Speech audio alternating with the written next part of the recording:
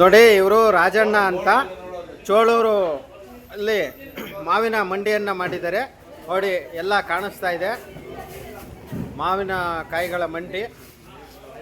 ಇವರು ಅಂತಾರಾಷ್ಟ್ರೀಯ ಮಟ್ಟದಲ್ಲಿ ಮಾವಿನ ಹಣ್ಣುಗಳನ್ನು ರಫ್ತು ಮಾಡ್ತಾರೆ. ಅದ್ರ ಬಗ್ಗೆ ಈಗ ರಾಜಣ್ಣನವರು ಮಾತಾಡ್ತಾರೆ. ರಸಪುರಿ, ಬಾದಾಮಿ, ತೋತಾಪುರಿ, ನೀಲಾಮು ಎಲ್ಲ ಚೆನ್ನಾಗಿದೆ. ಆದರೆ ರೈತರು ಈ ವರ್ಷ ಇಲ್ಲ, ಎಲ್ಲ ಹಾಳಾಗೋದು. ಇಳುವರಿ ಇಲ್ಲ, ರೈಟ್ ಇಲ್ಲ, ಎಕ್ಸ್ಪೋರ್ಟ್ ಇಲ್ಲ.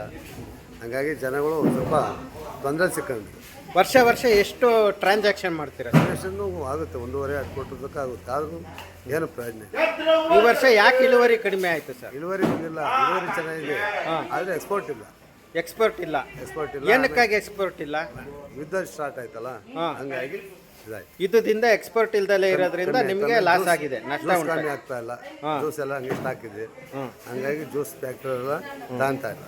ಜ್ಯೂಸ್ ಫ್ಯಾಕ್ಟ್ರಿಯವರೆಲ್ಲ ತಗೊಂತ ಇಲ್ಲ, ಕಮ್ಮಿ. ಅದೇ ಈಗ ದೇಶದಲ್ಲೂ ಹೋಗ್ತಾ ಇಲ್ವಾ? ಹೋಗ್ತಾ ಇಲ್ಲ, ಎಕ್ಸ್ಪೋರ್ಟ್ ಹೋಗ್ತಾ ಇಲ್ಲ. Okay, thank you sir. ನೋಡಿ ಇಲ್ಲೆಲ್ಲ ಮಾವಿನಕಾಯಿ ಲಾಟ್ ಇದೆ.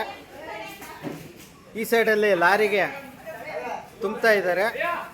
ಇಲ್ಲಿ ಮಹಿಳೆಯರು ಎಲ್ಲ ಚೀಲಗಳನ್ನು ಲಾರಿಗೆ ಕೊಡ್ತಾ ಇದ್ದಾರೆ.